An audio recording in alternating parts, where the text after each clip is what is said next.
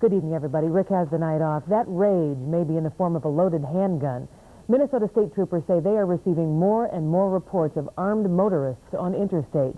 They say every week they get a 911 call about so-called road rage, where an angry motorist is waving some type of weapon. Friday, a Twin Cities woman was shot to death on I-94 in St. Paul. KARE 11's Greg Vandergrift has more on the random risk on the road. Minnesota roads are an edgy place. Some drivers seem over the edge. He tried to sideswipe me. Someone threw a beer bottle at me. Well, I'm a counselor, and it seems like more people are angry. Drivers angry enough to use more than their car as a weapon, angry enough to use a gun. The bullet was for me.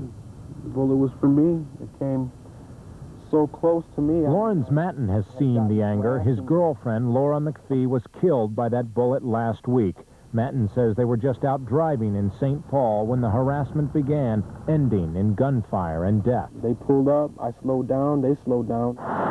State troopers run across road rage more and more. I wrote a crash last night on the freeway. No guns in that freeway fight, but Lieutenant Dave Graham says the state patrol hears about guns all too often. I'm sure it's on a weekly basis that we'll get a cellular 911 call into our dispatch center of some type of driving altercation where someone has pointed a weapon of some type at another person. Lieutenant Graham's advice, ignore the angry driver. Makes sense to this driver. I try not to make eye contact. I lock my doors and mind my own business and get out of their way, basically. And Lieutenant Graham says if you're having trouble with an angry driver and have a cell phone, call the cops with a license plate number and location. But bottom line, stay away. Tonight, Minneapolis is trying to shake a national murder rap. After 2 of the deadliest years on record, a new study reveals there is hope yet for the city nicknamed Murderapolis. So far this year, there have been only 29 homicides in the city, and that's about half the number reported for the same time in both 1995 and 96. KARE 11's Lauren Glassberg has more. It's scary to live here. Debbie Bissonette has lived in the Phillips neighborhood all her life. And while her kids swim in the pool across the street, she knows their playtime can be shattered without warning. We just heard these bullets and this gun shooting off across the street over here. Several months ago, a bullet flew through the Bissonette's window and ended up in their living room wall. I heard, something like... But this summer... I think it's quieting down a little bit. Things seem to be getting better, at least when it comes to the homicide rate in Minneapolis. Well, I know a lot of people are feeling a lot better about living in the city right now. Fewer homicides this year, and some of the toughest areas, like Powderhorn Park, feel a little safer. But residents aren't so easily fooled. There's still crime. Just last month, a woman was nearly killed in a park bathroom. But Scott Hawkins says residents are doing something about crime in their neighborhood by standing up against it, whether it's by rallying community pride or heading out on a neighborhood patrol. We're getting to somebody when they're just assaulting people as opposed to by the time it gets to murder. I mean, we're able to identify some of the problem properties and people and take care of it at an early stage. Summer in Minneapolis is notoriously the worst season for homicides, with August being the busiest month. With that said, the toughest stretch still lies ahead for the city, and officials believe only after that point is passed will we have a better sense of how well the city is truly doing. Lauren Glassberg, KARE 11 News. And Minneapolis police say with fewer murders, detectives have more time to work their cases. So far, investigators have solved 17 of this year's 29 homicides. Tonight, fire investigators want to know what caused a Twin Cities apartment garage to go up in flames. All that remains is the charred shell of the garage and 4 burned-out cars. Now, fortunately, no one was injured. This morning, residents reported hearing multiple explosions before that fire broke out. Investigators believe a flammable substance inside that garage may have been the source of the blaze. Well, your rush hour commute on Interstate 35W will be bumpier than usual tomorrow morning. MnDOT says use extra caution because the roadways will be uneven due to repairs and resurfacing.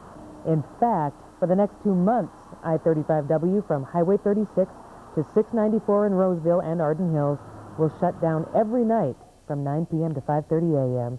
And opening arguments are set to begin tomorrow in the domestic assault trial of Gopher basketball star Courtney James. He's accused of hitting his girlfriend with an address book and putting his hand over her mouth. That trial is expected to last 2 weeks. On Tuesday, people nationwide will band together to take back their neighborhoods from crime. It is the 14th annual National Night Out. Contact your local police department for information on crime prevention programs in your area. And test results should reveal this week whether mold at Big Lake Elementary poses a health risk to kids. Now, if the mold is a threat, school may not start until October. The delay would affect 800 students. Tonight, talks have broken off between the Teamsters Union and United Parcel Service, clearing the way for a strike.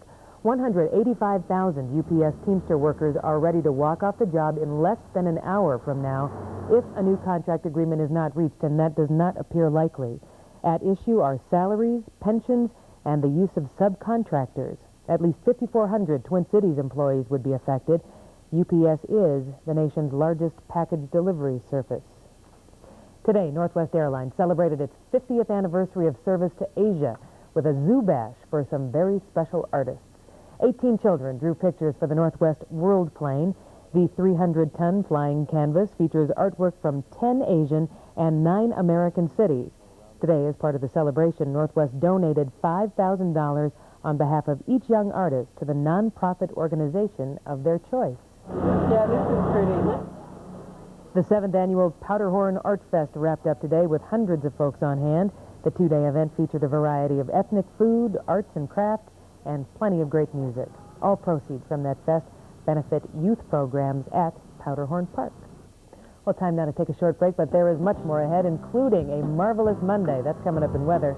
And later, after sports, an anniversary that will make you cut a rug. We will explain that one. But next, in the extra. Well, they're not straight out. They're kind of back. See this fish right here? See them swimming? It is summer camp season, but for a group of Minnesotans, one camp south of St. Louis, Missouri, is much more than just a week in the great outdoors. That story when we come right back.